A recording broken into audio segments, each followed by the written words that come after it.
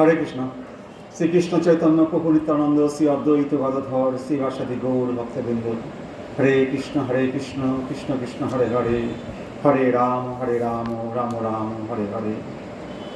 ঈশ্বর পরম কৃষ্ণ সচ্চিদানন্দ বিগ্রহ, অনাদিরাদি গোবিন্দ, সর্বকারণ কারণম। ঈশ্বর পরম কৃষ্ণ সচ্চিদানন্দ বিগ্রহ, অনাদি আদি গোবিন্দ, সর্বকারণ কারণ। চিন্তামণি প্রকর সদ্মসুকল্প বৃক্ষ, লক্ষা বিদেশ সুরভি অভিপালয়ন্তম, লক্ষ্মী সহস্র শত সম্ভ্রমম সেব্যমানম, গোবিন্দম আদি পুরুষং তমহং ভজামি। চিন্তামণি প্রকর সদ্মসুকল্প বৃক্ষ, লক্ষা বিদেশ সুরভি অভিপালয়ন্তম, লক্ষ্মী সহস্র শত সম্ভ্রমম সেব্যমানম, গোবিন্দম আদি পুরুষং তমহং ভজামি।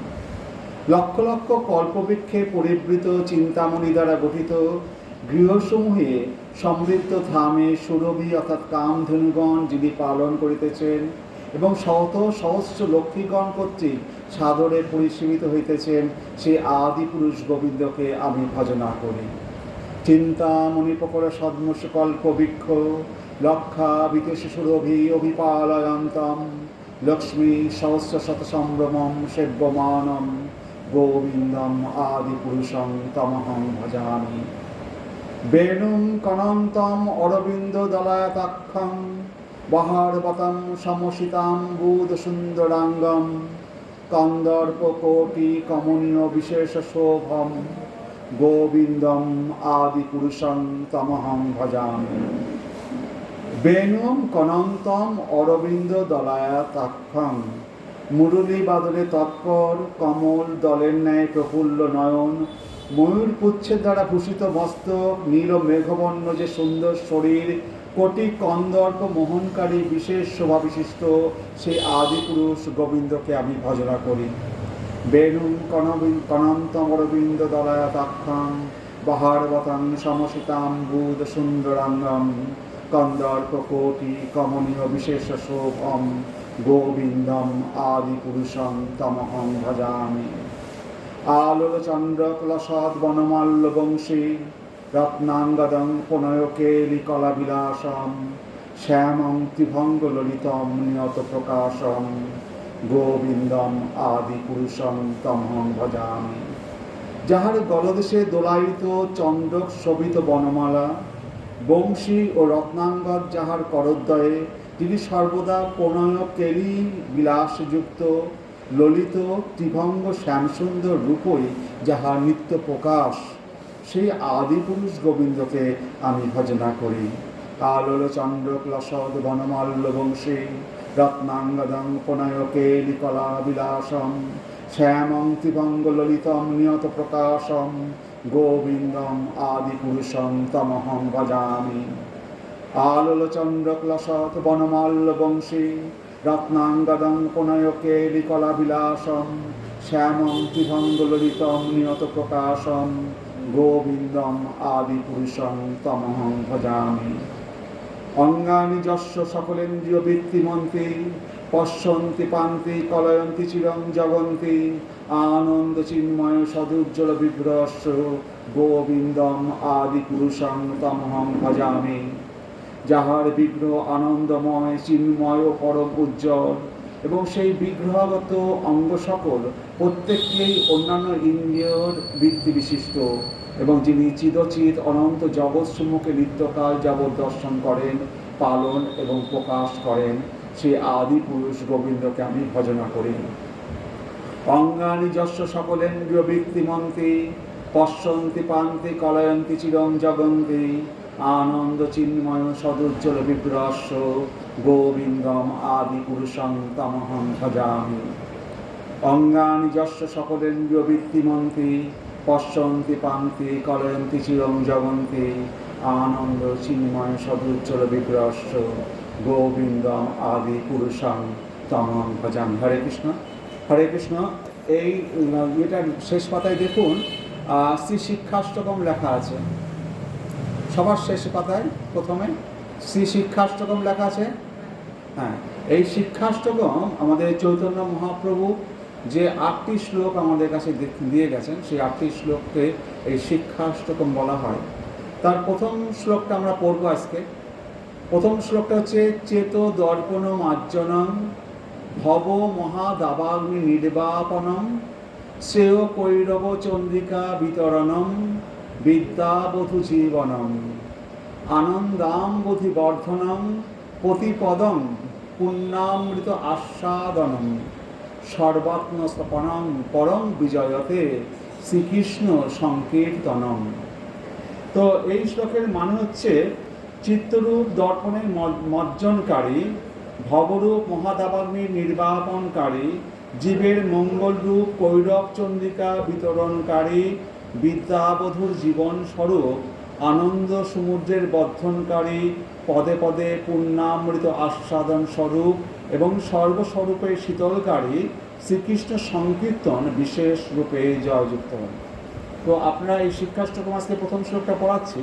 তো এটা 8টা শ্লোকই আপনারা পুরোপুরি একেবারে মুখস্থ করে ফেলবেন, হৃদয় একেবারে মুখস্থ করা চাই, কারণ এই 8টা শ্লোক আমাদের এই গৌড়ীয় বৈষ্ণবের এছাড়া আর কোনো পথ নেই। তো আজকে প্রথম শ্লোকের ব্যাখ্যা করতেই অনেক সময় লাগবে। তো প্রথম শ্লোকে বলছে চেত দর্পণ মার্জনম ভব মহাদাবাগ্নি নির্বাপনম শ্রেয় কৈরব চন্দ্রিকা বিতরণম বিদ্যাবধূ জীবনম আনন্দাম্বুধি বর্ধনম প্রতিপদম পুণ্যামৃত আস্বাদনম সর্বাত্মস্মরণম পরম বিজয়তে শ্রীকৃষ্ণ সংকীর্তন। তো আমরা এই জগতে যে এসছি, আমরা কোথা থেকে এসছি?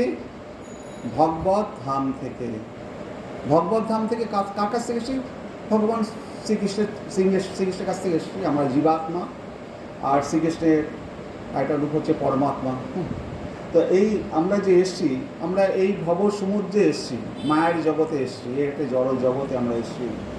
তো এবার এই মায়ের সমুদ্রে যখন এসছি, সাথে সাথে আমরা চিতাব জ্বালায় সবসময় মানে জ্বলে পড়ে মরছি। চিতাব জ্বালা, আধ্যাত্মিক, আধিভৌতিক, আধিদৈবিক, 3টে জ্বালায় আমরা এই মায়ের জগতে যা মাত্র এসছি তা মাত্র চিতাব জ্বালায় আমরা জ্বলছি। তো এখন এই মায়ের জগতে যখন এসছি, তো মায়ের জগতে এসছি, এটাকে কি বলা হয়? জগৎটাকে সুখের জগৎ। এটা হচ্ছে দুঃখালয়ম, দুঃখের জগৎ। এই দুঃখালয়ম, দুঃখের জগৎ। এই মায়ের জগতে যখন পড়েছি, দুঃখের জগতে যখন পড়েছি, এই দুঃখ থেকে নিবৃত্তি পাবো কি করে? যখনই জগতে এসেছি তখন এই দুঃখের জগতে আমরা পড়ে গেছি। এখন প্রশ্ন হচ্ছে দুঃখ থেকে নিবৃত্তিটা আমরা পাবো কি করে? এখন বলা হলো যে তুমি যখন জলে নেমেছো, তো জলে নামলে তো কাপড় ভিজবে, তাহলে জল থেকে উঠে আসো। তুমি যখন জলে নেমেছো, তো জলে তো নামলে কাপড় ভিজবেই। তুমি যখন এই জড় জগতে, এই দুঃখের জগতে তুমি পড়েছো, তখন তোমার কাপড় তো ভিজবেই। তাহলে তুমি ভগবত ধামে ফিরে আসো। এই জগতে থাকার তোমার কী দরকার? তো এই জগৎটা তো দুঃখের জগৎ। এই দুঃখের জগৎটাকে আমরা সুখের জগৎ বা আনন্দের জগৎ আমরা কি উপায় করতে পারি বা পারবো না? আমরা হয়তো আমরা যারা ভগবত ভক্তিতে যুক্ত হতে পারবো, তারা হয়তো কিছুটা আমরা এগোতে পারবো, কিন্তু যারা এই ভগবত ভক্তিতে যুক্ত হতে পারবে না, তাহলে এই দুঃখের জগতেই থাকবে। এর থেকে একমাত্র নিবৃত্তি হচ্ছে ভগবত ধামে ফিরে যাওয়া। তা এখন ভগবত ধামে ফিরে যেতে গেলে অনেকগুলো প্রশ্ন আছে। আমরা তো এই জড় জগতে যখন ঢুকেছি, তখন অনেক পুরুষ মায়ের জগতে অনেক জড় বন্ধনের সাথে আমরা যুক্ত হয়েছি। এখন যদি কেউ এসে ভগবান এসে বলে যে চলো আমি তোমাকে ভগবত ধামে নিয়ে যাবো, আপনারা বলুন আরে আমার ছেলে মেয়ে আছে, বাড়িতে খবর দিতে হবে, বাড়ির গরুটা খায়নি, বাছুরটা খায়নি, ছেলেটাকে বিয়ে দেওয়া হয়নি, না এখন আমি যাবো না। তো আমাদের মূল সমস্যা হচ্ছে আমরা কোথা থেকে এসেছি সেটাই আমরা জানি না অর্থাৎ ভুলে গেছি। আমাদেরকে ভুলিয়ে দেওয়া হয়েছে। আমরা আগে কোথায় ছিলাম, কোথা থেকে এসেছি এবং কোথায় যাবো এই সম্বন্ধে আমাদের কোনো জ্ঞান নেই। প্রথম কথা হচ্ছে আমরা সব কিছু ভুলে গেছি। তাহলে জলে এসেছি, কাপড়টা ভিজে গেছে, সুতরাং জল থেকে উঠে পড়লেই ভালো। এই এই এই এই জড়জগৎ থেকে আমরা যদি ভগবত ধামে ফিরে যেতে পারি, সেটাই সবচেয়ে মঙ্গলের কাজ হবে। তো আমরা কোথা থেকে এসেছি? প্রথম কথা হচ্ছে কোথা থেকে এসেছি? ভগবত ধাম থেকে এসেছি। আমরা ভুলে গেছি আমরা হচ্ছে কোথা থেকে এসেছি। আমরা কেউ কি জানি আমরা ভগবত ধাম থেকে এসেছি? কেউ জানি না। তো সুতরাং সেটা আমরা ভুলে গেছি। আমরা যে যদি জানতাম যে আমি ওখান থেকে এসেছি, ওটা আমার বাড়ি, তাহলে তো আমরা যদি আসল বাড়িতে ফিরে যেতাম। আপনি যদি বাড়ি থেকে বেরিয়েছেন, মন্দিরে এসছেন, আপনার মাথা যদি খারাপ হয়ে গেছে, আপনি ভুলে গেছেন আপনি বাড়ি কোনটা জানেন না, তখন আপনি কি করবেন? আপনি তো অলিতে গলিতে ঘুরে বেড়াবেন, নিজের বাড়িটাই তো চেনেন না। বাড়িটা জানা থাকলে তো তবে বাড়ি ফিরবেন। তো আমরা ভুলে গেছি আমরা কোথা থেকে এসেছি। আমাদের প্রথম দোষ হচ্ছে আমরা ভুলে গেছি যে আমরা পরম পিতা ঈশ্বরের কাছ থেকে এসেছি। এটাই হচ্ছে আমাদের সবচেয়ে বড় রোগ বা বড় দোষ বলতে পারেন। আমরা ভুলে গেছি যে আমরা কোথা থেকে এসেছি। এই জগতে আমরা সবাই এসেছি। আমরা আসার আগে এখানে কী ছিল? তো কিছুই ছিল না। এই জড় জগৎ কিছুই ছিল না। আমরা জীবাত্মা এসছে কোথা থেকে? আমরা এই জীবাত্মা এসছে ভগবত ধাম থেকে। আমরা একটা শরীরকে আশ্রয় নিয়েছি। আমাদের এই শরীরটা, এই জীবাত্মাটা যে সূক্ষ্ম, আমাদের চুলের অগ্রভাগকে 10 সহস্র ভাগের ক্ষুদ্রতম কণা হচ্ছে জীবাত্মা। এত ক্ষুদ্র কণা। সেই জীবাত্মাটা আমাদের শরীরকে আশ্রয় করে রয়েছে। এই শরীরটা কিন্তু আমি নই। সেটা হচ্ছে জীবাত্মা। সেটার আকার হচ্ছে চুলের অগ্রভাগের 10,000 ভাগের 1 ভাগ হচ্ছে ক্ষুদ্রতম কণার মতো। আকৃতি হচ্ছে আমি। এই জীবাত্মাটা যেমন একটা হাতির মধ্যে রয়েছে, অত বড় শরীরটা নিয়ে আছে। আবার একটা পিঁপড়ের মধ্যে ওই জীবাত্মাটা রয়েছে, একটা ছোট্ট পিঁপড়ের মধ্যে। তাহলে ওই ক্ষুদ্রতম কণাটা যে শরীরটাকে ধারণ করছে, শরীরটাকে আশ্রয় করছে, সেই শরীরের দ্বারা সেই জীবাত্মা তারা চলছে। এবার কথা হচ্ছে যখন এই জীবাত্মা আমরা মনুষ্য শরীর পেয়েছি, মনুষ্য শরীরে এই জীবাত্মাটা এসছে, তা আমাদের সৌভাগ্য যে আমরা ভগবানের নাম গুণ লীলা কীর্তন করার সৌভাগ্য পেয়েছি। হাতিও পারে না, অত বড় শরীর পেয়েছে, সেও ভগবানকে ডাকতে পারে না। পিঁপড়ে, মশা, মাছি, কত 84 কোটি জনই রয়েছে, কত জীবাত্মা রয়েছে। এবং মানুষের মধ্যেও কত রকম মানুষ রয়েছে, কত রকম তার প্রকারভেদ রয়েছে। সবাই ভগবানের ঈশ্বরের কাছে যাওয়ার বা নাম ডাকার যোগ্যতা পায় না। আবার মনুষ্যরূপে অনেকে আসলেও এই গৌড়ীয় বৈষ্ণবের ধারায় কৃষ্ণকে ডাকার, হরে কৃষ্ণ মহামন্ত্রের যোগ্যতাও সবাই পায়নি, তারা অন্য অন্য ধর্মের চলে গেছে। সুতরাং এই হরে কৃষ্ণ নাম মহামন্ত্রের ডাকার এবং হরে কৃষ্ণ, এই রাধাকৃষ্ণকে এবং চৈতন্য মহাপ্রভু, নিত্যানন্দ প্রভুকে জানার সৌভাগ্য যারা পেয়েছে, তারাও অল্প সামান্য কিছু মানুষ। তাও মহাপ্রভুর কৃপায় আজকে সারা বিশ্ব আজকে এই হরিনামে তারা মেতে উঠেছে।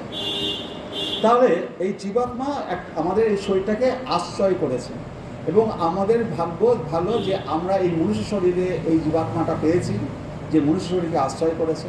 এবং এই মনুষ্য শরীরকে আশ্রয় করার জন্য আমাদের এই জীব দিয়ে হরে কৃষ্ণ নাম আমরা বলতে পারছি, হরে কৃষ্ণ কৃষ্ণ কৃষ্ণ হরে হরে, হরে রাম রাম রাম হরে। তাহলে আমরা এই জড় জগতে এসেছি। তাহলে আমরা ভুলে গেছি আমরা আত্মা। আমরা ভাবছি এই শরীরটাই আমি, শরীরটা আমি নই। শরীরটা যখন 5 বছর বয়স ছিল তখন ছোট শরীর ছিল, তারপর আস্তে শরীরটা বড় হলো, তারপর বয়স হলো, বৃদ্ধ হচ্ছি। তাহলে শরীরটা বাড়ছে, একদিন শেষ হয়ে যাবে। কিন্তু আমি যে ছোটোবেলার ছি, আমি তার মধ্যে যে ক্ষুদ্র জীবাত্মাটা আমি ছিলাম, এখন বৃদ্ধ হলেও সেই জীবাত্মাটাই রয়েছি। তার আকার বৃদ্ধি হচ্ছে না, বাড়ছে না, সেই জীবাত্মা রূপে সে আমার ভিতরে অবস্থান করছে। এই শরীরটাকে আশ্রয় করে সে ধারণ করে আছে। এই শরীরটাকে আশ্রয় করেছে কেন? ভগবানের নাম রূপ গুণলীলা কীর্তন করার জন্য এই শরীরটাকে সে আশ্রয় করেছে। তাহলে আমরা ভুলে গেছি যে আমি আত্মা, আমি এই শরীর নই। সবাই মনে করছি যে আমি হচ্ছে এই শরীরটা হচ্ছে আমি। যখন আমাদের যখন একটা গাড়ির একটা অ্যাক্সিডেন্ট হলো, একটা স্ক্র্যাচ হয়ে গেল, আমাদের যে কারোর গাড়ি থাকে, রাস্তাঘাটে চলতে গেলে কারোর গাড়ির সাথে ধাক্কা লাগে না, যদি স্ক্র্যাচ হয়ে গেল, তখন মনে খুব দুঃখ লাগে যে গাড়িটার স্ক্র্যাচ হয়ে গেল। তো যখন জানলাম এই গাড়িটা আমার নয়, আমার গাড়ির মতনই দেখতে, আরে এই গাড়িটা তো আমার নয়, তখন কি আর দুঃখটা থাকলো? দুঃখটা কি তখন থাকলো? সাথে থাকলো না। ভাবছি একই রকম দেখতে আমার গাড়িটা, ভেবেছি আমার গাড়িটার মধ্যে লেগে গেছে, এতটা দাগ হয়ে গেল, ছুটে গিয়ে দেখছি না এই গাড়িটা তো আমার নয়, সাথে কি দুঃখটা চলে গেল না? এই শরীরটা যে আমার নয়, এটা যদি আমি জানতে পারি, তাহলে কি আমার এই দুঃখ থাকবে? এই শরীরটা তো আমার নয়, আমি তো জীবাত্মা। আমি তো ক্ষুদ্রতম আত্মা, এই শরীরটা তো আমার নয়, শরীরটা আশ্রয় করে আমি রয়েছি। তো আমার ততক্ষণই রয়েছে যখন আমি আমার এইটা ভাবছি, তখন আমি দুঃখ পাচ্ছি। আমার বাড়িতে আগুন লেগে গেছে, আমার বাড়িতে একটা কিছু ঘটনা ঘটেছে, তখন আমি দুঃখ পাচ্ছি। যদি আমার বাড়িতে না হয়, অন্য কারোর বাড়িতে হয়, তখন কি আমি সেরকম দুঃখ পাবো? হয়তো আত্মীয় স্বজন হলে বন্ধুবান্ধব সান্ত্বনা দিতে পারি, তার বেশি তো কিছু করতে পারবো না। তো যাই হোক, এই তাহলে যখনই আমরা জানতে পারলাম যে গাড়িটা আমার নয়, তখন কষ্টটা কমে গেল, কষ্টটা লাঘব হয়ে গেল। তাহলে প্রথম রোগটা কি? আমি কে? আমি আত্মা। আমি ভুলে গেছি আমি আত্মা। আর কি ভুলে গেছি? আমার যে বাবা, আমি যেখান থেকে এসেছি, তিনি হচ্ছেন তিলকের না পরমাত্মা। হ্যাঁ, তিনি তিলকের না পরমাত্মা, এবং আমি তার সন্তান। তিনি থাকেন চিন্ময় ধামে। আমার যে পিতা, তিনি থাকেন চিন্ময় ধামে, সেখানে আনন্দপূর্ণ। এই কথাগুলো আমরা সম্পূর্ণ ভুলে গেছি।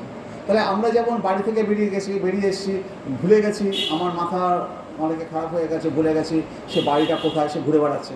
তো আমরাও সেরকম, আমরা যে ভগবত ধাম থেকে এসেছি, আমার যে পিতা তিনি চিন্ময় ধামে থাকেন, সেখানে আনন্দে পরিপূর্ণ সেই জায়গার কথা আমরা ভুলে গেছি, যার ফলশ্রুতি আমরা বাড়ি যেতে পারছি না।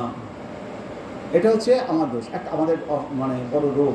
যেমন একটা ছেলে মেলায় হারিয়ে গেছে, বাচ্চা ছেলে, তাকে যদি যতই রসগোল্লা খাওয়ান, জিলিপি খাওয়ান, সে কি বলবে? আমি মায়ের কাছে যাব। তো ঠিক সেরকম আমরা এই মায়ের জগতে পড়েছি, বাড়ি গাড়ি সম্পদের মধ্যে ভুলে গেছি। কিন্তু যেহেতু আমরা এতটাই ভুলে গেছি, মাথাটাও যেহেতু খারাপ হয়ে গেছে, আমাদের পিতামাতাকে তাই জানি না, আমরা বলতেও ভুলে গেছি যে আমরা বাবার কাছে ফিরে যেতে চাই। আমাদের বাড়িতে, আমাদের পরম পিতার কাছ থেকে আমরা এসেছি, আমাদের যিনি পিতা, পরম পিতা, যিনি চিন্ময় ধামে থাকেন, সেখানে আমার বাড়ি, আমি সেখানে ফিরে যেতে চাই।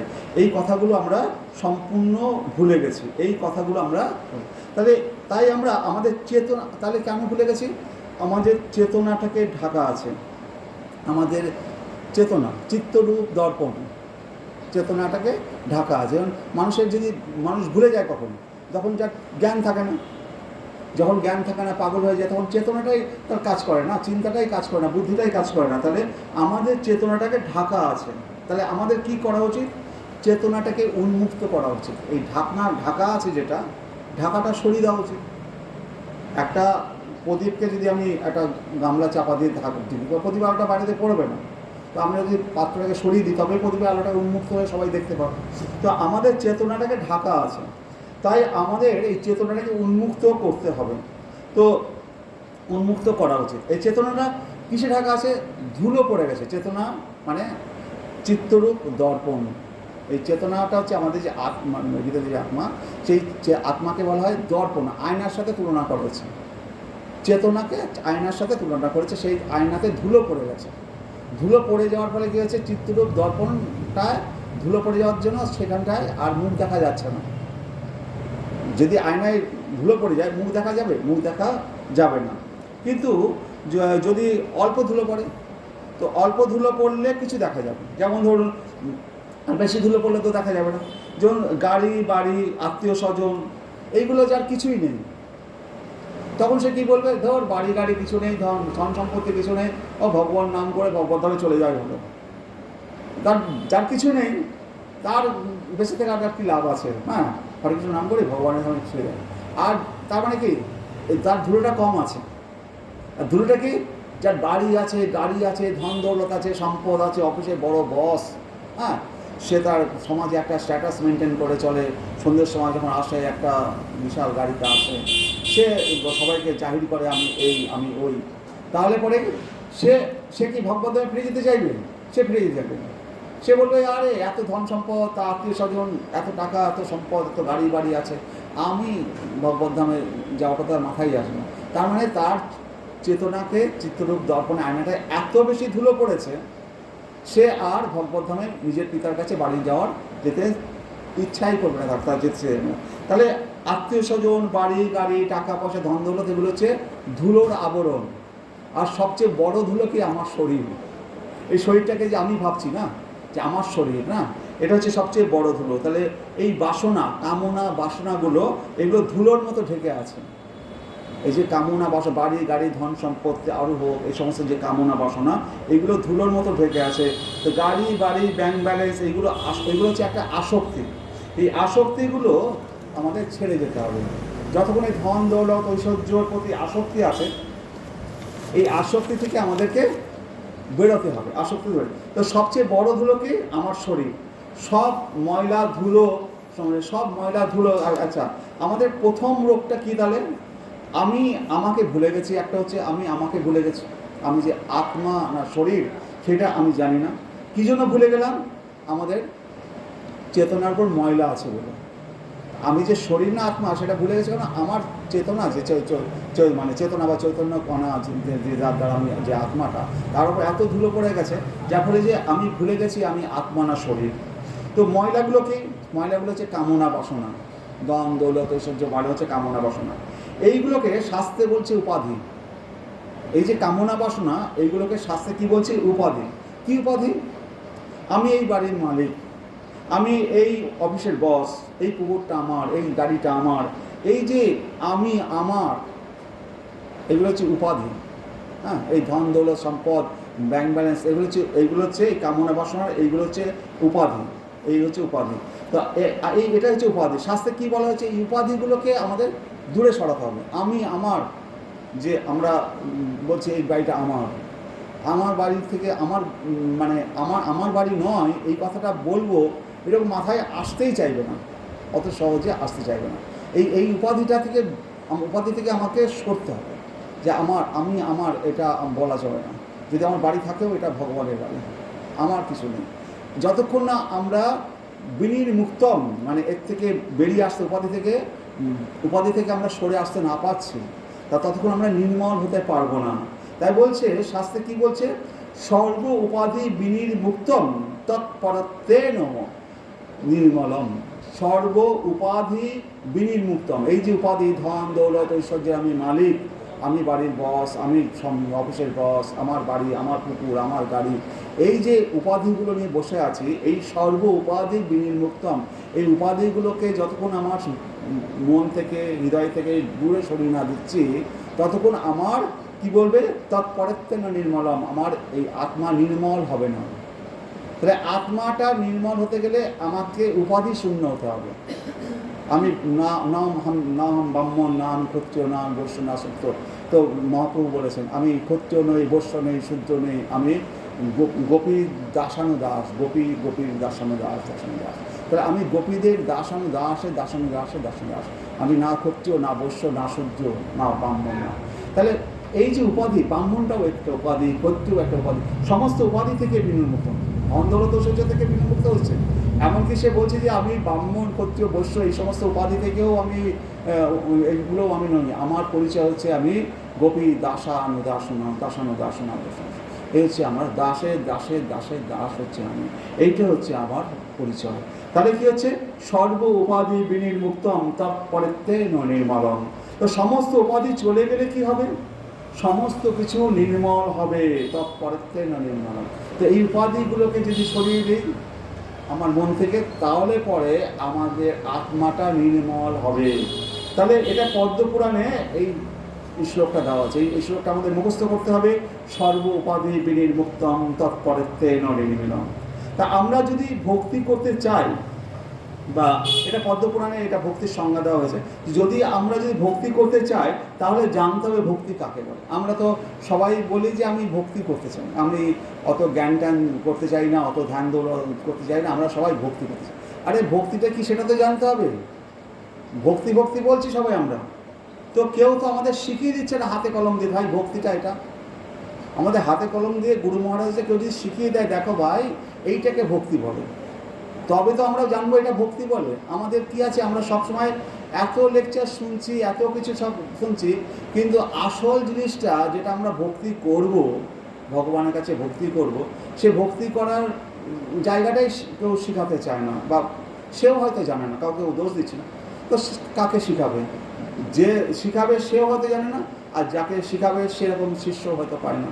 তো সে যাই হোক, এটা আমি আজকে যে বলছি আমার গুরুদেবের কাছ থেকে আমার যেটুকু শিক্ষা পেয়েছি, তার কাছ থেকে শিক্ষাটাই আমি বলছি।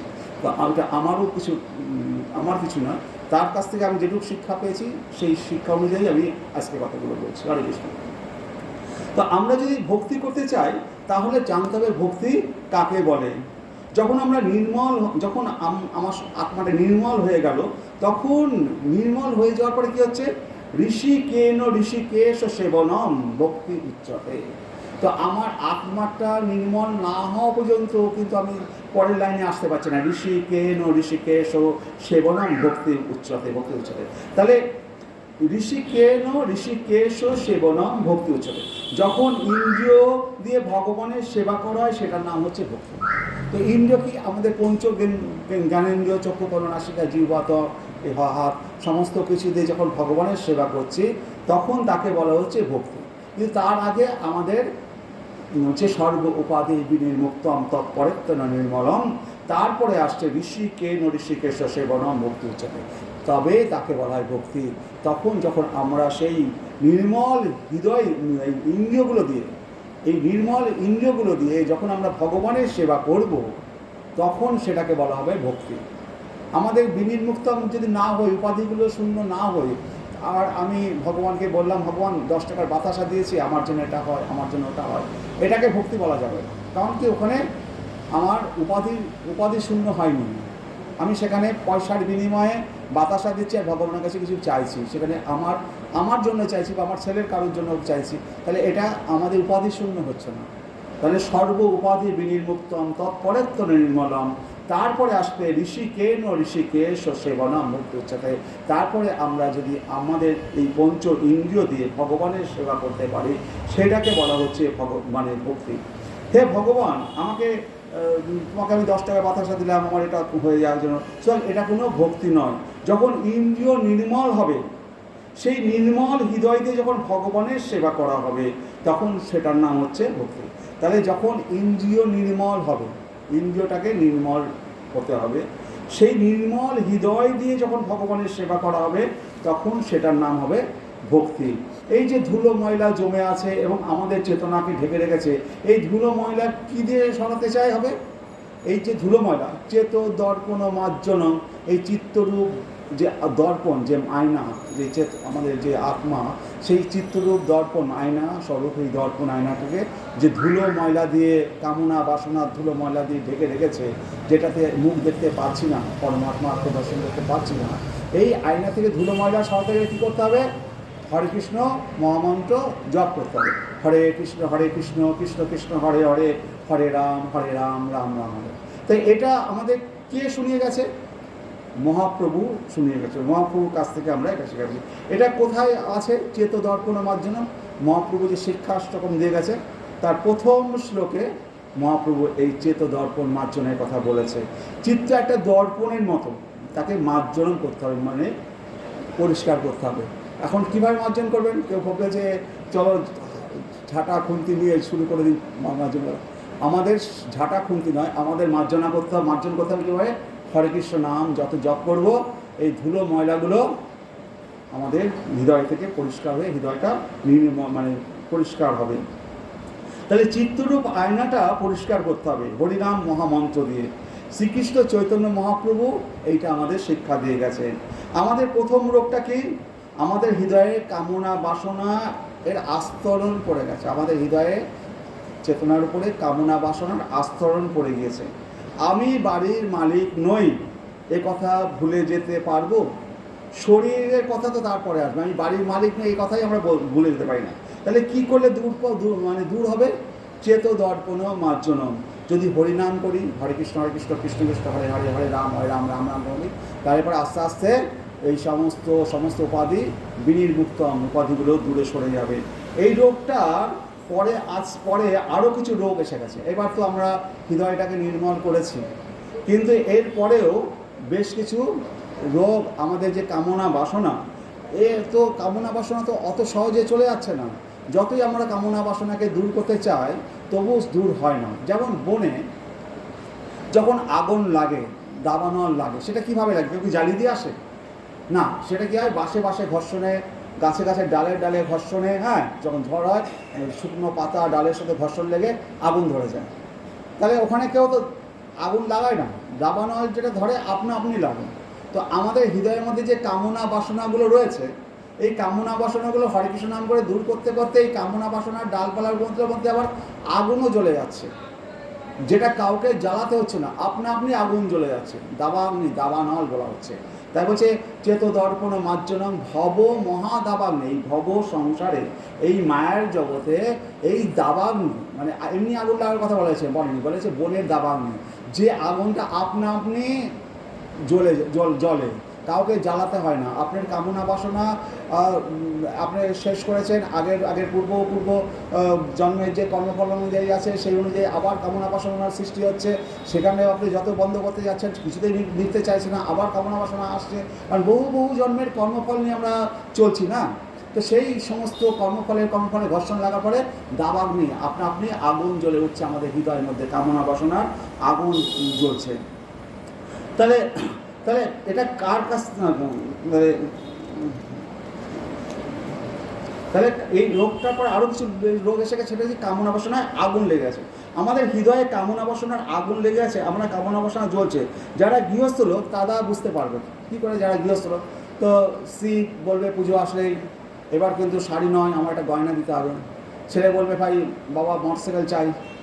তো যারা গৃহস্থ লোক সে মানে নিজের কামনা বাসনা হরে কৃষ্ণ করে যে দূর করে, সে সংসারের ভিতরে রয়েছে, সেখান থেকে যে কামনা বাসনাগুলো তাকে যে পূরণ করতে হয়, সেই পূরণ করতে করতে তার জীব বেরিয়ে যাবে। আর এই ভব সমুদ্রে, এই সমুদ্রে আমরা যেহেতু এইখানে বাস করছি, সেই কারণে এই রকম কামনা বাসনার দ্বারা আমরা সবসময় জড়িত হচ্ছি। কারা চান এই কামনা বাসনা থেকে আমরা দূর, মানে যাদের না নিভানো যায়, এই কামনা বাসনাকে নিভাতে চাই। তো সবাই চায় যে আমরা আমাদের এই কামনা বাসনা থেকে আমাদের নিভাই। তো হরে কৃষ্ণ, তো আমরা কামনা বাসনা থেকে কারা নিভাতে চাই। তো আমাদের বনের তো আগুন লেগেছে, বনের আগুন কী দিয়ে নিভানো যাবে? দমকল ডাকবো? দমকল তো বনের মধ্যে প্রবেশই করবে না, তো দমকলের দ্বারা বনের আগুন নিভানো যায় না। হেলিকপ্টার দিয়ে জল দিয়েও বনের আগুন নিভানো যায় না। বনের আগুন নিভাতে গেলে কি করতে হয়? প্রার্থনা করতে হয়, যদি বৃষ্টি পড়ে আকাশ থেকে তবে বনের আগুন দাবানল নিভবে। কোনো সময় 1 মাস ধরে জ্বলছে বনের আগুন, 2 মাস ধরে জ্বলছে, যবে ঝড় বৃষ্টি আসবে তবে বনের আগুন নিভবে। তার মধ্যে দেখা হলো মাইলের পর মাইল সে আগুনের বন পুড়ে ছাই হয়ে গেছে, কত জীব সেই বনে মারা যাচ্ছে, কিছু করার নেই, প্রকৃতির দ্বারা মানুষের কিছু করার। তাহলে বৃষ্টিটা চাই, বৃষ্টি হলে পরে একমাত্র এই বনের আগুন নেভানো যাবে। তাহলে বনে যেমন আগুন জ্বলে, ঠিক সেই রকম আমাদের হৃদয়ের কামনা বাসনাগুলো সূক্ষ্ম। এই কামনা বাসনাগুলো কি চোখে দেখা যায়? এগুলো হচ্ছে সূক্ষ্ম, কামনা বাসনাগুলোকে চোখে দেখা যায় সূক্ষ্ম। তাহলে এটা কি সূক্ষ্ম? বৃষ্টি দিয়ে এই কামনা বাসনা বৃষ্টি দিয়ে কি নিভবে? তো এই কামনা বাসনাগুলো সূক্ষ্ম, যেহেতু শুধু বৃষ্টি দিয়ে নিভবে না, তো বৃষ্টি দিয়ে নেওয়ার আগে কি আছে, যদি আপনাকে কেউ লোহার তীর ছোড়ে, তাহলে আপনাকে কি রাখতে হবে? লোহার ঢাল, তবে কিন্তু ওই তীরটাকে প্রতিরোধ করতে পারবেন। হ্যাঁ, কেউ যদি হাওয়ার বাতাসের তীর ছোড়ে, তখন কি লোহার ঢাল দিয়ে আপনি করে আটকাতে পারবেন না। ঠিক সেই রকম এই কামনা বাসনার এই যে তীর, এটাকে যদি আমরা এই সূক্ষ্ম, যেহেতু এটা সূক্ষ্ম, এটাকে যদি আমরা নিভাতে চাই, তাহলে সূক্ষ্ম কোনো শক্তির দরকার। এই কামনা বাসনা কোনো জড় বস্তু নয়, এটা হচ্ছে সূক্ষ্ম বস্তু। তাহলে কী হচ্ছে, বৃষ্টির জল দিয়ে নয়, সেরকম কিছু একটা লাগবে, সেটা হচ্ছে কি ভগবানের কৃপা। ভগবানের কৃপা যদি না হয়, সেই বৃষ্টিটা যদি ভগবানের কৃপা স্বরূপ যদি না নেমে আসে, তাহলে পরে এই কামনা বাসনা আগুন নিভবে না। শুধু বৃষ্টি হলে নিভবে না, কিন্তু ভগবানের কৃপা থাকা চাই। তো ভগবানের কৃপারূপ বৃষ্টি যদি হয়, তাহলে পরে আপনার সেই আগুনটা নিভবে। তাহলে ভগবানের কৃপারূপ বৃষ্টিটা লাগবে। তো প্রথমে বললেন হরিনাম, পরে বলছেন বৃষ্টিপাত। কোনটা ঠিক? প্রথমে বললো হরিনাম করতে হবে, তাহলে পরে আগুন নেমে যাবে। তারপরে বললেন কি যে বৃষ্টিপাত হতে হবে, এবং তারপরে কি বললাম, সেই বৃষ্টিপাতটা ভগবানের করুণার বৃষ্টিপাত হতে হবে। তাহলে পরে কি হচ্ছে, তাহলে ভগবানে যে প্রথমে যে হরিনাম বললাম আর তারপরে যে বৃষ্টিপাত বললাম, দুটোই ঠিক। হরিনাম করলেও নিববে, বৃষ্টিপাত করলেও নিববে, দুটোই ঠিক। ঠিক যেমন বৃষ্টির যে জল আছে, মেঘের মধ্যে বৃষ্টির জল আছে, তো মেঘও যা জলও তাই, দুটোই ঠিক। মেঘের মধ্যে বৃষ্টির জল, যে মেঘের মধ্যে জল রয়েছে সেই মেঘটাও যা, তার বৃষ্টির তার মধ্যে জল আছে, বৃষ্টি জলটাও তাই। আবার মেঘটাও যাই, সমুদ্রটাও তাই। তো সমুদ্র থেকেই মেঘটা উৎপন্ন হচ্ছে, সমুদ্রের জলটা বাষ্পীভূত মেঘ উৎপন্ন হচ্ছে। সমুদ্র আর মেঘের মধ্যে কোনো পার্থক্য নেই। ঠিক সেই রকম হরিনামও যেমন দরকার, সেই রকম এই করুণারূপ বৃষ্টিটাও দরকার, দুটোই ঠিক। তাহলে আমরা হরিনাম করব এবং সেই বৃষ্টি, তাহলে কৃষ্ণ হচ্ছে কৃপার সমুদ্র, যেখান থেকে মেঘ উৎপন্ন হবে, বৃষ্টির রূপ মেঘের উৎপন্ন।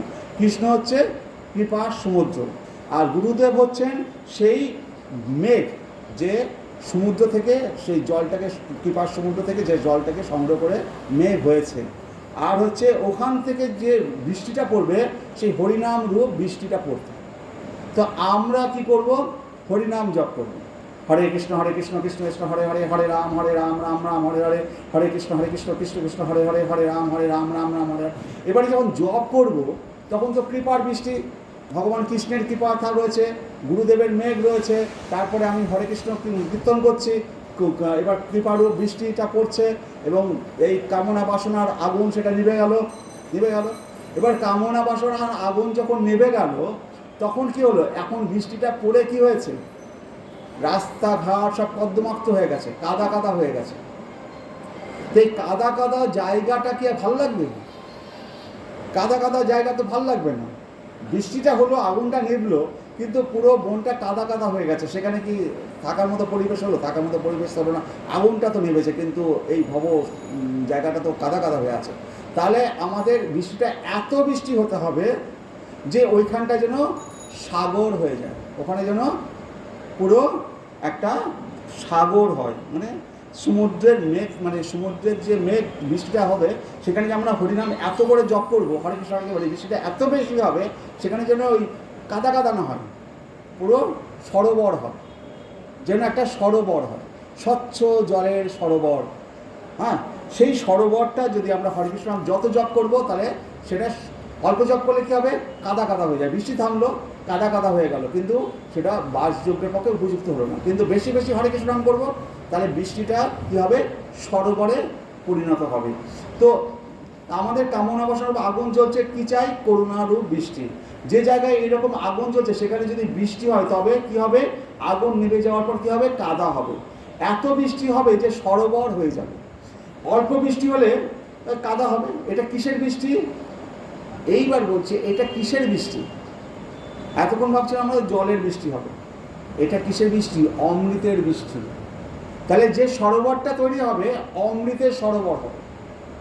যে ভব সমুদ্রটা, যে ভব এই জায়গাটা, এই যে দুঃখালয়ন জায়গাটা, সেই জায়গাটা অমৃতের সরোবর হয়ে উঠবে। যে জায়গাটা কাদা কাদা হলো, বৃষ্টি থামলো, সব কিছু হলো, কিন্তু বাসযোগ্য পক্ষে উপযুক্ত নয় তখনও মনে হচ্ছে, কিন্তু যদি ওটা সরোবর হয়ে যায়, এবং কিসের সরোবর? অমৃতের সরোবর। যে অমৃত খেলে মানুষ ধন্য ধন্য হয়ে যায়, সেই অমৃতের সরোবর হবে। তাহলে কিসের সরোবর? অমৃতের সরোবর হবে। সেই অমৃতের সরোবর, এবার এই অমৃতের সরোবর কি আর ছেড়ে যেতে ইচ্ছা করবে? তখন তো আর অমৃত সরোবর, এত অমৃত জায়গা, সেখানকে ছেড়ে যেতে ইচ্ছা করবে না। তাহলে প্রথমে কী ছিল? চেত দর্পণ মার্জনম, চিত্তরূপ দর্পণকে মার্জন করছিলাম। মহাদাবাগ্নি নির্বাপনম, সেই মহাদাবাগ্নিকে নির্বাপন করার জন্য হরিকৃষ্ণ নাম জপ করছিলাম। হরিনাম করলে প্রথমে কী হচ্ছে? চেত দর্পণ মার্জন হলো। তারপরে কি হলো? তারপরে মহাদাবাগ্নি নির্বাপন করলাম, আগুন নিভে গেছে, কাদা হয়ে আছে, তখন হরিনাম এত বেশি করে করা হলো যে অমৃতের সরোবর হয়ে যায়। এবার সরোবরে কি হয়? পদ্মফুল ফোটে। পদ্মফুলে ফুটলে কী হবে? তার সৌন্দর্য, তার সুগন্ধি সেখানে প্রকাশ পায়। আর যদি সরোবরে আমরা যে এই প্রাকৃতিক যে সরোবরগুলো দেখি, তাতে যে পদ্মফুল এবং ফোটে, তার যে সৌন্দর্য এবং সুগন্ধ পায়, সেই পদ্মফুল যদি অমৃতের সরোবরে ফোটে, তার সৌন্দর্য এবং সুগন্ধ তাহলে কত সুন্দর। তাহলে আমরা যদি হরিনাম করি, তাহলে পরে এমন অমৃতের সমুদ্র আমরা পাবো এই এই এই ভব সমুদ্রে। সে অমৃতের সমুদ্রে পদ্মফুল ফুটবে অমৃতের সাগরে, এবং সেই সরোবরে জল সরোবর যে পদ্মফল হয় সেটা এত ভালো দেখাবে, এবং অমৃতের সরোবরে যে পদ্মফুল পড়ে সেটা কেমন দেখাবে, তার সৌন্দর্য সুগন্ধ সেটা কেমন হবে, আর তারপরে যদি পূর্ণচাঁদের কিরণ পড়ে তখন কি অবস্থা হবে। এইবার যে অমৃতের সমুদ্রে যে পদ্মফুল ফুলগুলো পড়ছে, তারপরে আবার রাত্রিবেলায় পূর্ণচন্দ্রের কিরণ পড়ছে, পূর্ণচন্দ্রের কিরণ পড়ছে। যেমন এই শ্লোকটা কী বলছিল যে চেত দর্পণ মার্জনম ভব মহাদাবাগ্নি নির্বাপনম শ্রেয় কৈরব চন্দ্রিকা বিতরণম। তারপরে শ্রেয় মানে মঙ্গলজনক, কৈরব মানে শ্বেত পদ্ম, কৈরব চন্দ্রিকা বিতরণ, সেই চন্দ্রের পূর্ণচন্দ্রের কিরণ এসে বিকিরণ করছে। তাহলে সকলে কী করবে, চলো আজ চাঁদনি রাতে সবাই চলো করে। এরকম একটা চাঁদনি রাত সৃষ্টি হবে যেখানে অমৃতের সরোবরে সুগন্ধিযুক্ত পদ্মফুল ফুটে আছে, সেই পদ্মফুলের সুগন্ধে বাতাস মর্মর করছে, আর সেখানে একেবারে করুণার পরম পুণ্যের চাঁদ এসে সেখানে ঢলে পড়েছে। সেই রকম একটা অমৃতের স্থান, যেটা এই জগৎটা দুঃখালয় হয়েছিল, যেখানে বাস করার পক্ষে সম্ভব ছিল না, সেটা আমরা হরেকৃষ্ণ নামের দ্বারা সেখানে আমরা এইরকম একটা অমৃতের সাগরের আমরা সন্ধান পাচ্ছি।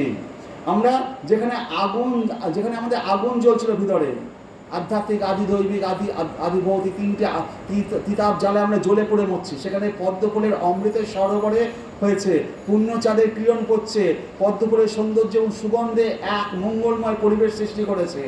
পূর্ণচন্দ্রিকা বিতরণম শ্রেয় কৈরব চন্দ্রিকা, শ্রেয় মানে মঙ্গলময়, শ্রেয় মানে মঙ্গল রূপ মঙ্গলময়, কৌরব মানে শ্বেত পদ্ম ফুল, আর চন্দ্রিকা মানে চন্দ্রিকার আলো। তাহলে সেই আমাদের অমৃতের সরোবরে তাহলে শ্রেয় কৈরব চন্দ্রিকা বিতরণম।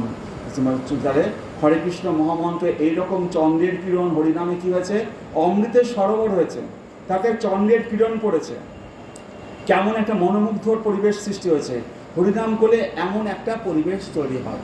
তাহলে আমরা যদি হরিনাম করি তাহলে এরকম একটা পরিবেশ সৃষ্টি হতে থাকবে। তাহলে হরিনাম করলে কী হবে, মঙ্গলময় পরিবেশ সৃষ্টি হবে। হরে কৃষ্ণ কথার অর্থ কী, হরে কৃষ্ণ। আমরা প্রথমে কি বলি, হরে কৃষ্ণ কৃষ্ণ কৃষ্ণ হরে হরে, হরে রাম রাম রাম হরে হরে। তো হরে কৃষ্ণ মানে কি, রাধা কৃষ্ণ। এখানে হরে কৃষ্ণ বলতে কি বোঝায়, হরে কৃষ্ণ হরে কৃষ্ণ। এবার যদি আপনার বাড়িতে ছেলেটাকে বলেন রাম, রাম কি বলবেন, মা কেন ডাকছো, রাম বললে তো ছেলেকে যখন আপনি রাম বলে ডাকবেন রাম, তখন রাম কি বলবেন, বাড়ির ছেলে মা তুমি ডাকছো কেন, এই তো বলবে। তা আমরা হরে কৃষ্ণ বলছি, মানে আমরা কিছু চাইছি, কার কাছ থেকে, ভগবানের কাছ থেকে। হরে কৃষ্ণ মানে আমরা কৃষ্ণের কাছ থেকে কিছু চাইছি, হরে কৃষ্ণ মানে আমরা যখন ছেলেকে ডাকছি ঠিক ভগবানকে বলছি হরে কৃষ্ণ। তো ভগবান বলছে কী চাই, ভগবান তখন বলবে কী চাই। তো এবার চাইবোটা কি ভগবানের কাছে। এবার ধরুন মানে আমাদের ভগবানের কাছে চাওয়াটা নিয়ে মানে বিরাট একটা সমস্যা আছে। কেউ যদি বিরাট পণ্ডিত হয়, জ্ঞানী হয়, IIT ইঞ্জিনিয়ার পড়াশোনা করে এসছে, সে তখন কী বলবে ভগবানকে, আমাকে ভগবান এই কোম্পানির মালিক করে দাও, বড় কোম্পানির মালিক করে দাও, আমি তো এত পড়াশোনা করেছি, জ্ঞানীর অহংকার রয়েছে না। আর তার ছোটো ভাইটা কিছু পড়াশোনা করেনি, সে বলো ভগবান ওই তোমার যে গাড়িটা আছে ওই গাড়িটা আমাকে চালাতো, আমি 7 দিন গাড়ি চালাবো, তুমি গাড়িতে বসে থাকবে, আমি ওই গাড়ি চালাতে পারবো। হ্যাঁ গাড়িটা, তার তো জ্ঞান নেই। তাহলে কোনটা ভালো, তাহলে যে জ্ঞানী হলো সে বলছে IIT কোম্পানির বড় কোম্পানি মালিক বানিয়ে দাও। তো সে মালিক বানিয়ে দিল, সে যদি রাস্তায় গাড়ির তেল ভরতে যায়, আরে আজকে টাকা নেই রে, 200 টাকা তেল ভর। আর যে ভগবানের গাড়ি চালাচ্ছে সে যখন তেল ভরতে যাবে, আরে ফুল ট্যাঙ্কি করে দেয়। তো তার তো গাড়ি নয়, ভগবানের গাড়ি, ভগবান পয়সা পিঠাবে। তাহলে যার যে মালিক হলো সে 200 টাকা তেল ভরতে গিয়ে তার জিভ বেরিয়ে যাচ্ছে, আর যার গাড়ি নয় সে ড্রাইভার ছোটো ভাই, সে তেল ভরতে গিয়ে কী বলছে, যে ফুল ট্যাঙ্কি করে দেন, বিল তো মিটাবে সে, মালিক মিটাবে, আমার কি যায় আসে। আর মালিকের কাছে তো টাকার অভাব নেই, ও তো IIT মালিক যে সে তার মাইনা গুনছে না, ট্যাক্স কাটবে লাস্টে ক টাকা হাতে পাবে। তারপর এবছর বউ এত টাকা ডিমান্ড করে বসে আছে, শেষ হয়ে গেছে, ওর টাকা শেষ হয়ে, যত পয়সা পাক না কেন সে সব ভিখারিই থেকে যাবে। যত বড় করোড়পতি হোক না, দেখুন না, যত বড় করোড়পতি হয় সে তত বেশি ভিখারি হয়ে যায়। হ্যাঁ, তার জন্য আরও চাই। হ্যাঁ, আর যে যার কিছুই নেই, ভগবানের গাড়ি চালাচ্ছে, ভগবানের সেবা করছে, সে হচ্ছে তাহলে সবচেয়ে বড় জ্ঞানী কে? যে ভগবানের সেবা করছে। তাহলে আমরা কি চাইবো? আমরা ভগবানের চাকর হতে চাইবো, সেবা করার জন্য। তো আমার বাড়ির তো নয়, বড় ইডির অফিসার এসে ধরুক আর বড় ট্যাক্স কোম্পানির লোক এসে ধরুক না কেন, বাড়ির মালিক তো ভগবান, সব ধরলে তো ভগবানকে ধরবে। আমি নিশ্চিন্তে বলবো আপনি যান না, ওপরে যান, ধরুন, আমি তো গলা তুলে দিয়ে বাড়িতে বেরিয়ে যাবো, আমাকে করতে হতে হবে। তাহলে ভগবানের চাকর হলে পরে, ভগবানের সেবা করার সুযোগ পেলে পরে, সেইটা হচ্ছে আমাদের পরম মঙ্গলজনক। আমরা যদি মনে করি আমরা আইআইটি কোম্পানির মালিক হব, এত কোটি কোটি টাকা ইনকাম করে আনবো, রাত্রিবেলায় ঘুমতে গিয়ে দেখবো এদিক থেকে শেষ হয়ে গেছে, ওদিক থেকে শেষ, সেই ভিকারি হয়ে আছে। আর যদি ভগবানের সেবায় থাকি, তখন আমরা দু হাত তুলে নাচতে নাচতে যেতে পারবো। তাহলে যে হরে কৃষ্ণ মহামন্ত্র হচ্ছে, যে হরে কৃষ্ণ মহামন্ত্র জপ করে সেই হচ্ছে জ্ঞানী, সেই হচ্ছে জ্ঞানী। বাকি যারা জব করে না হরে কৃষ্ণ, যারা আইআইটি কোম্পানির মালিক হতে যাচ্ছে, বিরাট আইআইটি পড়াশোনা করেছে, এত জ্ঞানী অর্জন করেছে, আইআইটি কোম্পানির মালিক হবে, সে কিন্তু জ্ঞানী নয়। জ্ঞানী হচ্ছে ওই ড্রাইভারটা যে ভগবানের সেবা করছে। সুতরাং আমাদের জ্ঞানী হতে হবে। যাই সে কারণে বলছে যে জপে কৃষ্ণ সে বড় চতুর। তাহলে আমাদের চতুর হতে হবে। সবচেয়ে বড় জ্ঞান কি? এই হরে কৃষ্ণ মহামন্ত্র জপ করা হচ্ছে সবচেয়ে জ্ঞানের সর্বোচ্চ জ্ঞান, এর উপরে কোনো জ্ঞান নেই। এটা যেটা যে বুঝে গেছে সে হচ্ছে জ্ঞানী, যে বোঝেনি সে অজ্ঞানী, সে হচ্ছে মূর্খ। তারপর হচ্ছে যে শ্লোকটা কি বলছে, চেত দর্পণ মার্জনম ভব মহা দাবাগ্নি নির্বাপনম শ্রেয় কৈরব চন্দ্রিকা বিতরণম বিদ্যা বধূ জীবনম। বিদ্যা বধূ জীবনম, বিদ্যা মানে কি? জ্ঞান। বিদ্যা বধূর জীবন স্বরূপ, এই যে জ্ঞান, হরেকৃষ্ণ মহামন্ত্র জপ করা, হরেকৃষ্ণ নামের যে জপ করা, এই যে জ্ঞান, এটা হচ্ছে বিদ্যা বধূর জীবন স্বরূপ। বিদ্যা বধূ, সমস্ত জ্ঞানের মধ্যে সবচেয়ে শ্রেষ্ঠ এই জ্ঞান হচ্ছে হরেকৃষ্ণ মহামন্ত্র। এটা কে বলেছে? চৈতন্য মহাপ্রভু বলেছেন, যিনি স্বয়ং শ্রীকৃষ্ণ, যিনি সমস্ত বেদের বেদজ্ঞ। তিনি কি বলছেন যে এই যে হরেকৃষ্ণ মহামন্ত্র, এটা হচ্ছে সমস্ত জ্ঞানের মধ্যে সবচেয়ে শ্রেষ্ঠ জ্ঞান। হরে কৃষ্ণ কৃষ্ণ কৃষ্ণ হরে হরে, হরে রাম রাম রাম হরে হরে। এটি হচ্ছে বিদ্যা বধূর জীবন স্বরূপ। বিদ্যা মানে জ্ঞান, যা সমস্ত জ্ঞানের মধ্যে সবচেয়ে শ্রেষ্ঠ জ্ঞান হচ্ছে কি? এই হরে কৃষ্ণ মহামন্ত্র জপ করা। এটা যে শিখেছে সেই হচ্ছে জ্ঞানী, বাকিরা সবই অজ্ঞানী। তাহলে আমরা চেত দর্পণ মার্জনম ভব মহাদাবাগ্নি নির্বাপনম, হরিনাম করলে শ্বেত পদ্মরূপ পুষ্প পুষ্পিত হয়। তো এটা তো আপনারা সকলে বুঝতে পারছেন, তো যা বলছি মোটামুটি বুঝতে পারছেন তো? ঠিক আছে। তো কারা মনে করছেন যে সমস্ত জ্ঞানের মধ্যে শ্রেষ্ঠ জ্ঞান হরেকৃষ্ণ ছাড়া অন্য কোনো জ্ঞান আছে? কেউ কি মনে করছে? কেউ মনে করবে না। তো ঘরের মধ্যে আপনাদের ঘরের মধ্যে একটা পাথর পড়ে আছে, এত বড় একটা পাথর, 10 কেজি 20 কেজি ওজনের একটা পাথর পড়ে আছে, কিন্তু আমরা কি করছি? রাস্তায় ভিক্ষা করে বেড়াচ্ছি। একদিন একজন এসে বলে, আরে তোর ঘরের মধ্যে যে পাথরটা পড়ে আছে, একটু ধুলো মুখগুলো মুছে দেখ, ওটা পাথর নাকি? এটা তো সোনার ঢালা, একটা সোনার পাথর, ওই 20 কেজির ওজনে একটা সোনার পাথর তোর ঘরে পড়ে আছে, আর তুই রাস্তায় রাস্তায় ভিক্ষা করে বেড়াচ্ছিস। আসলে আমরা জানি না যে হরেকৃষ্ণ মহামন্ত্রের মতো একটা মহামূল্যবান বস্তু আপনার ঘরের মধ্যে রয়েছে, আর আমরা সেটা না জেনে রাস্তায় রাস্তায় ভিক্ষা করে বেড়াচ্ছি। 2 পয়সা দিন গো, 2 টাকা দিন গো, 1 টাকা দিন গো। কিন্তু আমাদের প্রত্যেকের ঘরেই সেই মহামূল্যবান সোনার সেই হীরক খণ্ডটা পড়ে আছে, সেটা আমরা জানি না। তাহলে আমাদের দুঃখের মানে সাগর যেটা ছিল, সেটা হচ্ছে আস্তে আস্তে সুখের সাগরে পরিণত হবে যদি আমরা হরেকৃষ্ণ, এইটা তো দুঃখালয়। এটা কখন সুখের সাগর পরিণত হবে? যখন আমরা হরেকৃষ্ণ মহামন্ত্রটাকে আমরা নিজের বলে মনে করে নেব। এটা আমাদের নিজের বলে মনে করতে হবে। যদি আমরা সেটা নিজের বলে যতক্ষণ না আমরা মনে করতে পারছি, ততক্ষণ এই জগৎটা সবসময় আমাদের কাছে দুঃখের সাগর হয়ে থাকবে। আমি আমার শব্দটা যতক্ষণ আমার এই উপাধি থেকে শূন্য মুক্ত না হতে পারছে, যতক্ষণ ভাবছি যে এই গাড়িটা আমার, এতে স্ক্র্যাচ লেগেছে, তখনই আমার কষ্ট। যদি মনে করি এই শরীরটা আমার নয়, আমি তো চিন্ময় আত্মা, তাহলে পরে আমার কোনো দুঃখ কষ্ট নেই। এই আমার এইগুলোর থেকে আমাদের বিনির্মুক্ত হতে হবে। তাহলে তাহলে কি বলছে? আনন্দ, তারপরে বলছে যে আনন্দাম্বুধি বর্ধনম বলছে, তারপরে শ্লোক বলছে চেত দর্পণ মার্জনম ভব মহাদাবাগ্নি নির্বাপনম শ্রেয় কৈরব চন্দ্রিকা বিতরণম আনন্দাম্বুধি বর্ধনম প্রতিপদম পুণ্যামৃত আস্বাদনম। আনন্দাম্বুধি বর্ধনম, আনন্দাম্বুধি, অম্বুধি মানে কি সমুদ্র বা সাগর, অম্বুধি, অম্বু মানে জল, জলের সাগর, আনন্দ সাগর, আনন্দের সমুদ্র, আনন্দাম্বুধি বর্ধন, আনন্দ মানে সাগর, আনন্দের সমুদ্র। হরিনাম করলে কী হবে? সেই আনন্দের সমুদ্রটা আনন্দাম্বুধি বর্ধনম বৃদ্ধিপ্রাপ্ত হতে থাকবে। আমাদের জড় জগতের যে সমুদ্রটা আছে, সেই সমুদ্রটা তো ওখানেই দাঁড়িয়ে আছে, ওটা তো বৃদ্ধিপ্রাপ্ত হচ্ছে না। কিন্তু এই হরিনাম করলে পরে এই আনন্দের সমুদ্রটা বাড়তে থাকবে, ওই জায়গাটায় স্থির থাকবে না। আনন্দাম্বুধি বর্ধনম, সেই আনন্দের সমুদ্র বৃদ্ধিপথে থাকবে। আর তারপর বলছে প্রতিপদম পুণ্যামৃত আস্বাদম। প্রতিপদম মানে প্রতি পদে পদে, পদ মানে কি, যেমন বিশেষ্য পদ, বিশেষণ পদ, পদ মানে এখানে শব্দ। এই যে হরে কৃষ্ণ, তারপরে হরে কৃষ্ণ কৃষ্ণ কৃষ্ণ, এক একটা শব্দ, হরে একটা শব্দ, কৃষ্ণ একটা শব্দ, হরে একটা শব্দ, রাম একটা শব্দ, হরে রাম রাম রাম হরে হরে, এই যে প্রতিটি শব্দ, প্রতিটি পদ।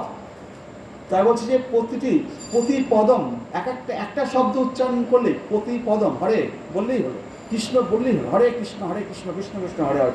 প্রতিটি পদে পদে পদে পূর্ণ অমৃত আস্বাদনম, প্রতি পদে পদে পূর্ণ অমৃত আস্বাদন করতে পারবো। পূর্ণ অমৃত বলছে কি, যেমন যদি একটা প্রদীপ জ্বলছে, প্রদীপ থেকে আপনি একটা আগুন নিলেন, তো সেখানে প্রদীপের আগুন কি কমে গেল? আপনি ওই প্রদীপ থেকে 10টা প্রদীপ জ্বালাবেন, তাহলে প্রথম যে প্রদীপটা ছিল তার থেকে কি আগুনটা কমে গেল, মধ্যে ভাগ হয়ে গেল?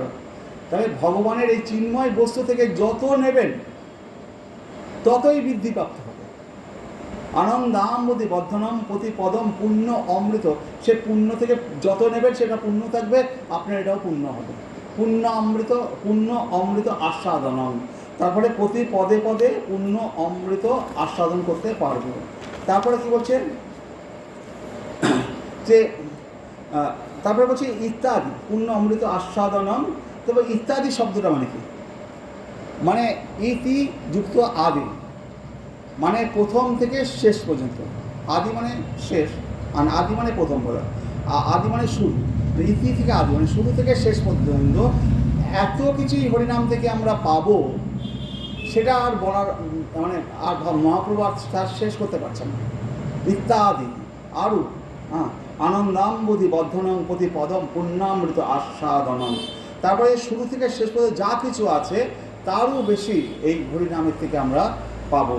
তাহলে আমরা কী পাচ্ছি? প্রথমে এখানে শুরু থেকে বেশি পাচ্ছি চেত দর্পণ মার্জনম 1 নম্বর, তারপরে ভব মহা দাবাগ্নি নির্বাপনম 2 নম্বর, বিদ্যাবধূ জীবনম, বিদ্যাবধূর জীবনস্বরূপ, আনন্দাম্বুধি বর্ধনম, আনন্দ সমুদ্র বৃদ্ধিপ্রাপ্ত হবে, প্রতিপদম পুণ্যামৃত আস্বাদন, প্রতি পদে পদে পুণ্য অমৃতের আস্বাদন করতে পারবো।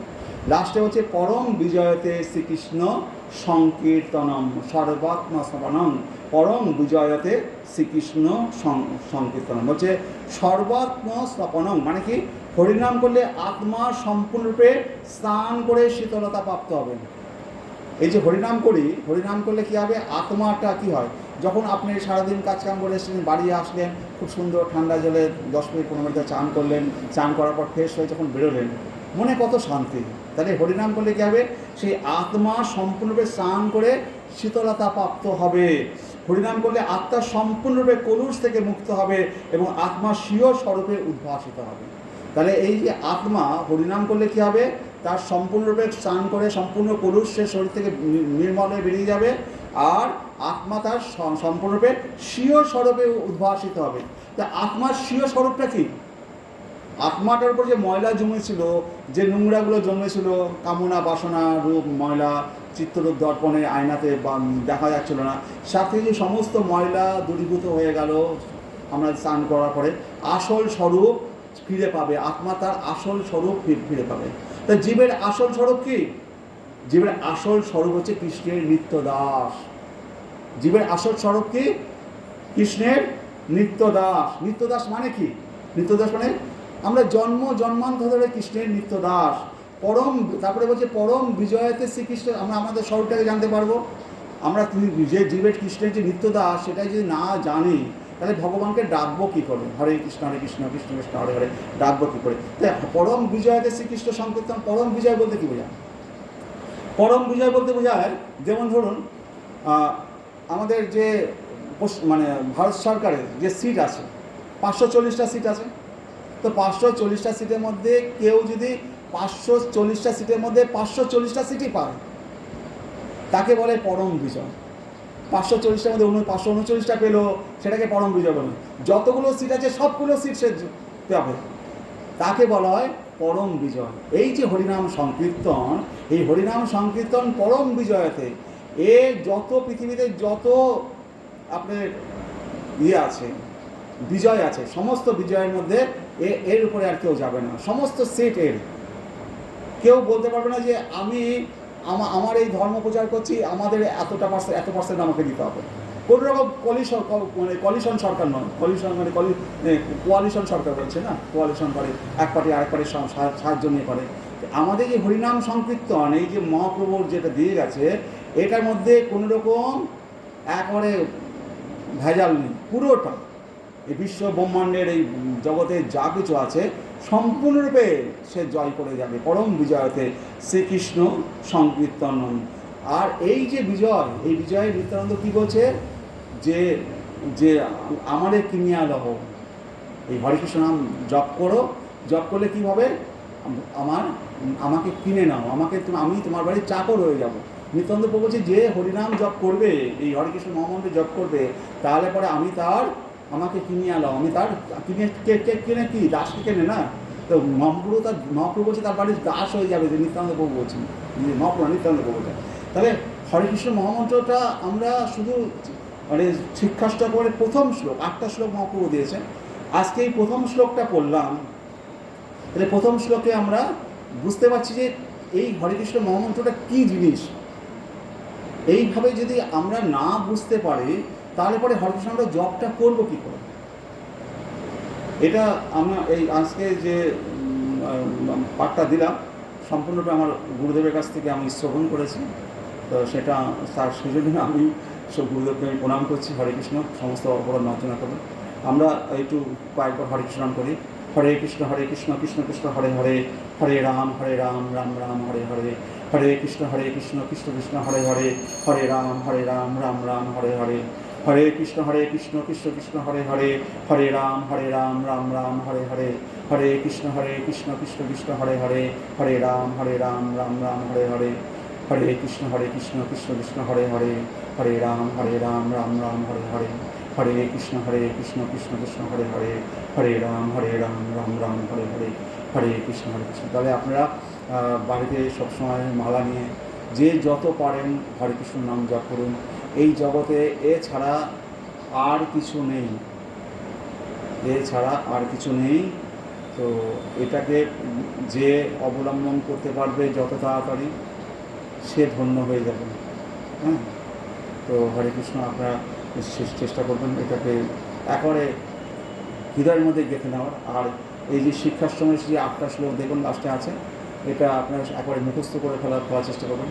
সমস্ত জ্ঞানের একেবারে সর্বোচ্চ জ্ঞান এই 8টা শ্লোকের মধ্যে মহাপ্রভু আমাদের দিয়ে গেছেন।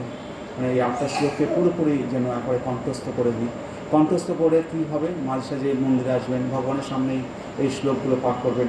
চেতদর্পণ মার্জনম ভব মহাদাবাগ্নি নির্বাপনম, শ্রেয়কৈরবচন্দ্রিকা বিতরণম বিদ্যাবধূ জীবনম, আনন্দাম্বুধিবর্ধনম প্রতিপদম পুণ্যামৃতাস্বাদনম, সর্বত্মস্মরণং পরম বিজয়তে শ্রীকৃষ্ণ সংকীর্তনম।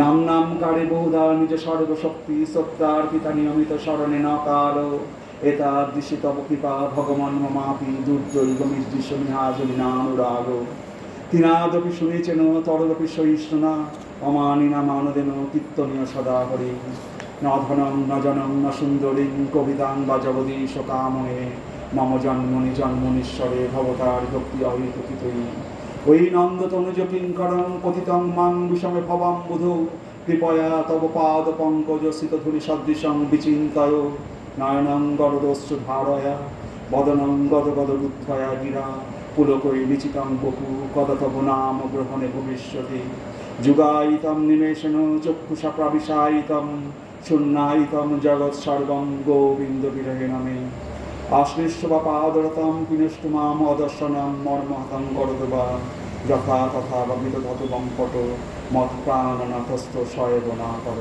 হরে কৃষ্ণ কৃষ্ণ কৃষ্ণ হরে হরে হরে রাম রাম রাম হরে হরে।